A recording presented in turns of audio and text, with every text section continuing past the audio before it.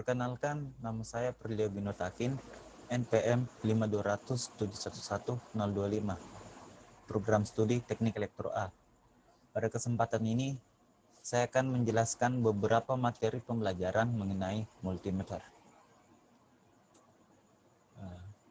Materi pembelajaran. Yang pertama ada galvanometer, yang kedua ampermeter, yang ketiga voltmeter, yang keempat ohmmeter, yang kelima multimeter elektronik analog, dan yang ketujuh multimeter elektronik digital. Nah, kita langsung menuju ke materi yang pertama, yaitu galvanometer.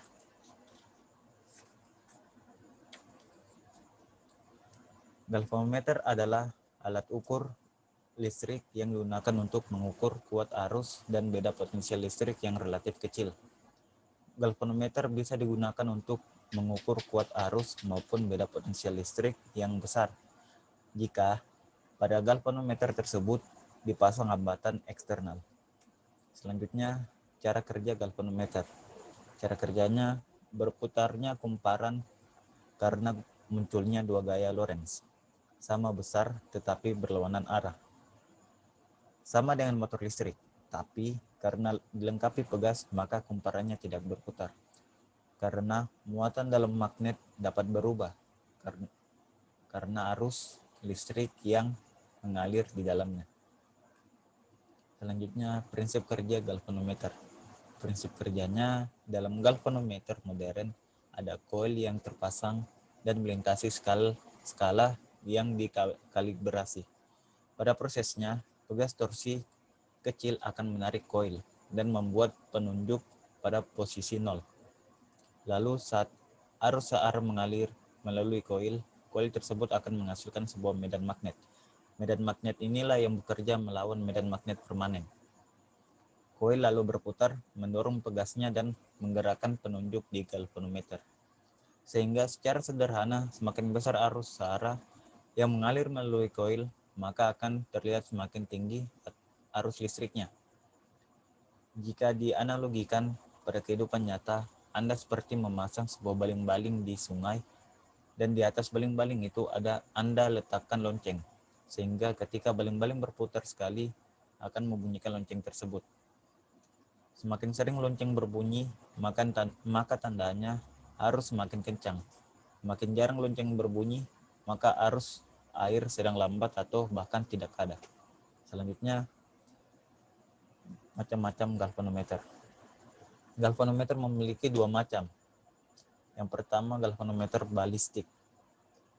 Untuk mengukur fluksi magnet digunakan galvanometer balistik, di mana galvanometer ini bekerja menggunakan prinsip D'Arsonval dan dirancang khusus untuk pemakaian selama 20-30 sekon dengan kepekaan tinggi. Yang kedua, galvanometer suspensi atau suspension galvanometer. Galvanometer ini merupakan pengukuran arus searah sebelumnya menggunakan galvanometer sistem gantungan yang merupakan pelopor instrumen kumparan putar. Sebagai dasar, pada umumnya instrumen penunjuk arus searah yang dipakai secara luas saat ini. Selanjutnya, bagian-bagian galvanometer. Galvanometer memiliki beberapa bagian. Yang pertama, papan skala yang berfungsi untuk membaca hasil pengukuran. Yang kedua, jarum penunjuk yang berfungsi menunjukkan skala di mana kuat arus yang terdapat dalam kumparan. Yang ketiga, pegas berfungsi untuk menggerakkan jarum kompas. Yang keempat, magnet yang berfungsi sebagai pengalir arus listrik. Dan yang kelima, kumparan. Selanjutnya kita masuk ke materi yang kedua, yaitu ampermeter.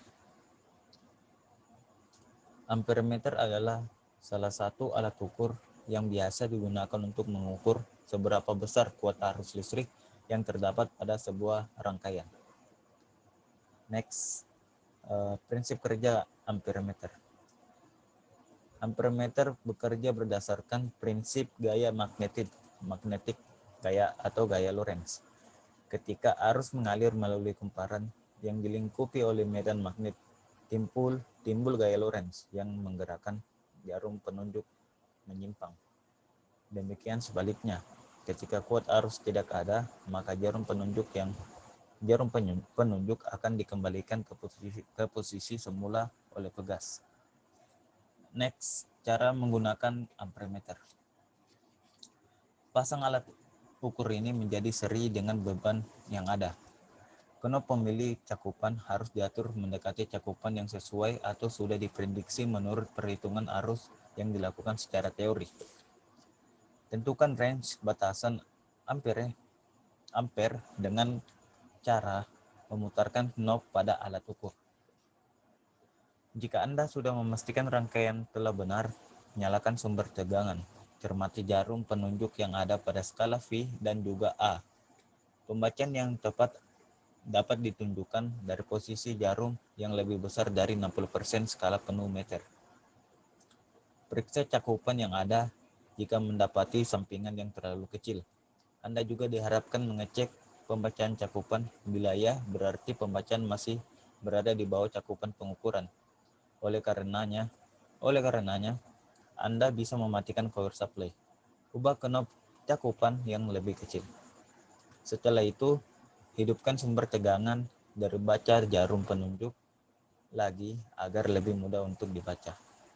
Step terakhir adalah menghindari kesalahan pemasangan polaritas sumber tegangan. Selanjutnya, macam-macam ampermeter. Ampermeter memiliki dua macam, yaitu ampermeter AC dan ampermeter DC. Ampermeter AC adalah salah satu alat ukur AC yang digunakan untuk mengetahui besar kecilnya arus yang terdapat pada rangkaian listrik AC. Alat ukur ini biasa ada pada susunan seri. Alat ini akan memperoleh arus yang melalui penghantar yang telah terpasang pada suatu rangkaian AC. Yang kedua yaitu ampermeter DC. Jenis yang kedua adalah ampermeter DC yang juga merupakan alat ukur DC. Dari sini dapat disimpulkan bahwa ampermeter tidak hanya bisa digunakan untuk mengukur arus listrik AC saja, tetapi juga DC yang terhubung secara seri. Nah, selanjutnya bagian-bagian ampermeter. Ampermeter memiliki beberapa bagian, yaitu terminal positif dan negatif. Yang kedua, batas ukur. Dan yang ketiga, skala tinggi dan rendah, dan lain-lain. Berikutnya, kita masuk ke materi yang ketiga, yaitu voltmeter. Voltmeter adalah sebuah alat ukur yang biasa digunakan untuk mengukur besar tegangan listrik yang ada dalam sebuah rangkaian listrik. Prinsip kerjanya yaitu adanya fluksi magnetik yang memiliki bentuk gelombang sinus dengan frekuensi yang sama dan masuk ke dalam kepingan logam secara paralel.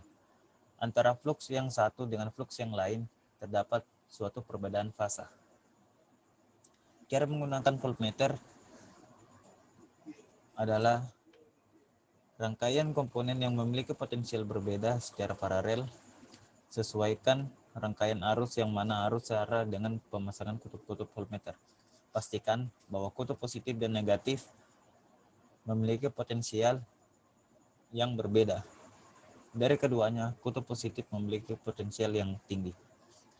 Periksa kabel hitam, biru, dan merah. Jika ada penyimpangan mengarah ke kiri berarti pemasangan terbalik. Namun, hal itu tidak akan menjadi masalah untuk rangkaian arus bolak-balik. Macam-macam voltmeter. Voltmeter memiliki dua macam, yaitu voltmeter analog dan voltmeter digital. Voltmeter analog termasuk jenis deflecting yang mengindikasikan voltmeter. Ini adalah seperti besi bergerak, kumparan bergerak jenis voltmeter elektrostatistik. Instrumen kumparan bergerak terdiri dari dua jenis, yaitu magnet permanen dan jenis dinamometer. Yang kedua yaitu voltmeter digital. Voltmeter digital menampilkan tegangan yang diukur menggunakan LCD atau LED untuk menampilkan hasil dalam format floating point. Jelas jika pengukuran tegangan dilakukan dan hasilnya ditampilkan secara digital dengan tampilan LED atau LCD. Instrumen harus mengandung convert A atau D. Bagian-bagian voltmeter. Voltmeter memiliki beberapa bagian. Yang pertama, terminal positif dan negatif. Yang kedua, tombol pengatur. Yang ketiga, stop pengatur fungsi. Yang keempat, jarum penunjuk. Dan yang kelima, skala tinggi dan rendah. Nah, selanjutnya kita masuk ke materi yang keempat, yaitu ohmmeter. Ohmmeter adalah suatu perangkat yang difungsikan untuk mengukur jumlah listrik yang dihasilkan dari suatu pergeseran. Gerakan pergeseran tersebut seperti suatu elektron yang melewati sebuah konduktor atau penghantar listrik. Hal ini juga dikenal dengan istilah hambatan listrik dengan nilai yang diberikan satuan ohm. Cara kerja ohmmeter yaitu dari alat ukur yang satu ini cukup simpel dan sederhana dengan cara menghasilkan aliran internal arus. Alat yang menggunakan tenaga baterai ini akan mengukur resistensi atau hambatan yang terjadi antara dua arah yang terdapat pada perangkat. Prinsip kerja ohmmeter, besarnya arus listrik yang mengalir melalui sebuah penghantar metal pada rangkaian. Dan Ohm menemukan sebuah persamaan yang simpel, menjelaskan bagaimana hubungan antara tegangan, arus, dan hambatan yang saling berhubung. Itu adalah prinsip kerja ohmmeter. Ohmmeter memiliki beberapa macam, yaitu ohmmeter analog dan ohmmeter digital. Ohmmeter analog ini adalah alat ukur jenis analog yang memiliki model penghitungan yang lebih manual dan simpel untuk dibaca. Terdapat jarum ukur yang nantinya berhenti pada angka tertentu. Yang kedua yaitu ohmmeter digital. Pada ohmmeter digital ini jenis yang kedua yaitu digital yang memiliki tingkat akurasi jauh lebih detail dan akurat. Ohmmeter memiliki beberapa bagian. Yang pertama, sekrup. Bagian ini bertujuan untuk mengatur kedudukan jarum ohmmeter. Sebelum memulai kegiatan pengujian, biasanya jarum penunjuk harus diletakkan pada posisi 0. Pemutaran sekrup ini bisa dibantu dengan obeng pipi yang kecil. Yang kedua, tombol 0 ohm adjust knob. Tombol ini digunakan untuk mengatur jarum meter agar berada pada angka 0 atau 0. Bagian ini memiliki peran yang penting untuk mendapatkan nilai akurasi yang tinggi. Yang ketiga yaitu saklar pemilih. Bagian ini juga sering disebut dengan istilah range selector switch. Tujuannya tak lain untuk memilih batas ukuran serta posisi pengukurannya. Yang keempat yaitu lubang kutub positif dan negatif. Fungsi dari lubang tersebut adalah untuk memasukkan test lead atau ujung kabel. Untuk kabel yang berwarna merah, tancapkan pada kutub yang positif, sedangkan kabel yang berwarna hitam tancapkan pada kutub negatif. Yang kelima itu probe positif dan negatif. Probe di sini adalah test lead atau kabel yang terdiri dari dua jenis yaitu hitam dan merah. Keduanya memiliki arah kutub yang berlawanan yaitu positif dan negatif. Nah, selanjutnya kita masuk ke materi yang kelima yaitu multimeter elektronik analog. Multimeter elektronik analog ini menggunakan jarum petunjuk dan skala pengukuran. Memiliki kegunaan yang sama dengan multimeter digital, yaitu untuk mengukur tegangan arus listrik pada komponen elektronik. Selanjutnya, multimeter memiliki fungsi prinsip kerja. Berdasarkan pada kumparan yang terhubung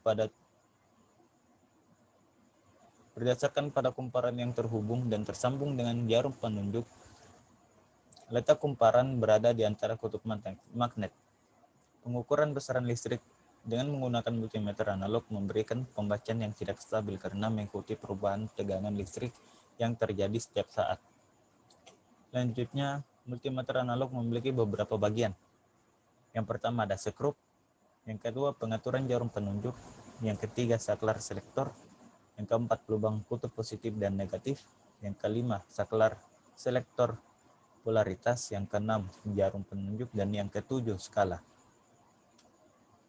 Nah, kita lanjut ke materi yang keenam. Materi terakhir, yaitu multimeter elektronik digital. Multimeter ini menampilkan hasil perhitungan angka pada layar digitalnya. Kedua jenis multimeter ini memiliki kegunaan yang sama untuk mengukur tegangan arus listrik pada komponen elektronik. Maksud dari kedua jenis multimeter ini yaitu multimeter digital dan multimeter analog. Selanjutnya, prinsip kerja multimeter digital. Prinsip kerjanya itu yaitu multimeter digital digunakan untuk mengukur besaran listrik seperti tegangan, kuat arus, dan hambatan listrik. Akurasi pengukuran dengan multimeter digital sangat tinggi. Angka yang ditampilkan sebagai hasil pengukuran dapat memiliki beberapa angka desimal. Kekurangan dari multimeter digital yaitu nilai pengukuran tegangan yang tidak stabil. Cara pemakaian dari multimeter digital sama dengan multimeter analog, hanya saja penggunaan multimeter digital lebih praktis. Multimeter digital memiliki beberapa bagian. Bagian dari multimeter digital tidak jauh berbeda dari multimeter analog. Letak perbedaannya ada pada bagian tombol-tombolnya ketika ingin melakukan proses kalibrasi atau pengaturan jarum penunjuk. Nah, demikian penjelasan saya mengenai materi pembelajaran multimeter.